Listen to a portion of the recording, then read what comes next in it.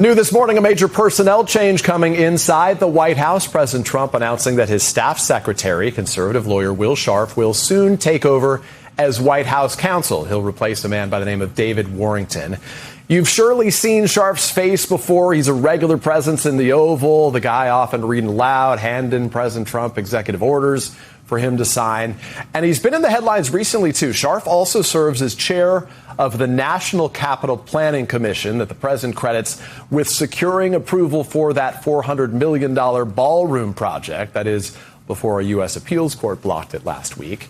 We want to bring into the conversation New York Times correspondent Maggie Haberman. She, of course, is the co-author of the bestseller Regime Change Inside the Imperial Presidency of Donald Trump. Maggie, it's been a quiet month for you, so I appreciate you finding time to talk to me right here as we get started. What do you make of Will Scharf's appointment to White House counsel? He, like many others, is an ultimate loyalist. He is, but he also has some limits, Peter, on what he will do. One of the things we wrote about in the book, Jonathan and I did, is two issues where Will Scharf drew a line over the course of the last year and a half, where he got concerned about what could entangle this administration in legal fights that they might not be prepared for. One was about when to invoke the Insurrection Act, which is, a loaded weapon on the shelf, as is the idea of suspending habeas corpus rights for undocumented migrants. The right to due process under habeas corpus is an idea that predates the Magna Carta. It's enshrined in the Constitution. The Supreme Court has repeatedly upheld it very broadly. There was an episode that we wrote about where the president and Stephen Miller were really aggressively discussing possibly just broadly suspending these rights. But in general, Will Scharf is, as you say, he is somebody who generally believes in pretty expansive executive power. He was part of the president's team that fought for the immunity ruling at the Supreme Court, which has allowed President Trump, in President Trump's mind, to plow through all kinds of limits this term. President Trump has been very focused on people who will get him to a yes, lawyers who will get him to a yes. He is also very hard on his White House counsels, and so we will see what happens here.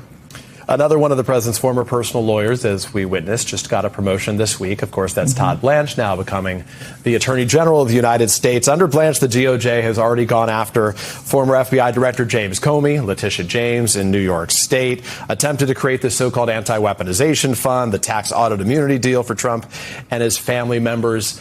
Maggie, does this further embolden the president right now? Even the senators who he had maligned, Cornyn, Tillis, Cassidy, ultimately they all went along with Blanche.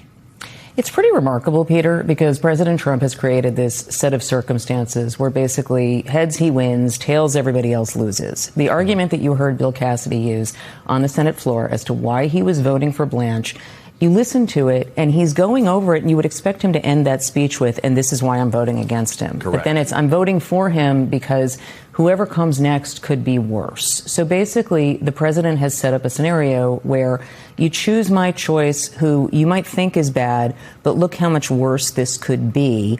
And that is generally how he has won. Look, it's not a surprise to see senators who are Republicans going along with the president's nominees. They generally have. This White House has made a point of making cases of senators who have not supported the president's choices. Witness Joni Ernst in Iowa. But in this case, if any of these senators who had said that they were very concerned about the anti-weaponization fund and what the president's children could, be immune from in terms of tax liability or investigations going backwards, this does not stop that. So it raises real questions again about what oversight actually looks like in this term. Maggie, what struck me is the president in a recent interview sort of acknowledged that heads he wins, tails the other guys lose scenario you're talking about. He said Americans are angry with Republicans, but they're not angry with him right now. Clearly, as I've witnessed in the briefing room and in conversations with those there, the president's information stream doesn't get a lot of scrutiny. He has the human printer who is with him to show him a lot of the positive things about him being said. So what does he get in terms of the real picture? Does he have any sense of how the American public, according to all polls right now, is souring on him? He has been told this, Peter, in our understanding and our reporting, what his own pollsters have shown repeatedly month over month, and we have some of these private polls in our book, where it's very clear that the public is not happy with where the party is, where President Trump's priorities are personally, and with how people's own economic situations are. And he continues to say, not just in public, but in private, it's not that bad. It's going to get better. Everything is going to be okay. He has this history of willing these things into existence, but it's a little hard to do when grocery prices are going up and gas is over $4 again, and there's really no end in sight in terms of what's happening in Iran. So does he know that things are bad? He has certainly been told, but does he care? Which is, I think, the question that you're getting to. He sort of said it, right? It's, we, again, wrote about this in the book. He had a line last year about how he was proud. That was the word, that Republican candidates don't do as well when he is not on the ballot. And that's lovely, but it is going to matter to his remaining 2 years if the House flips and possibly the Senate, and by just how much. Let me ask you about what we woke up to this morning. The president saying that he is now low-keying it as it relates to Iran. Right. This is very different than what we've heard from him over the course of the last several weeks, even months, where he had these big sort of brash and bombastic warnings against Iran. Now it appears he's looking to focus on more of the economic pressure for that country. But low-keying it, I mean, you and I have covered this guy for a long time. That did not sound like Trump language. What did you make when you heard that? I made of it that it affirms everything that we have all been saying, Peter, that you all have been saying on this network, that we have been reporting, that he has a couple of pretty bad options of his own making in this conflict where munitions are depleted by, levels we don't quite know exactly what, but there are specifics that we have heard and that we have reported at the Times that are not encouraging, that manufacturing is not ramping up quickly, and the economic pressure they've tried so far hasn't worked.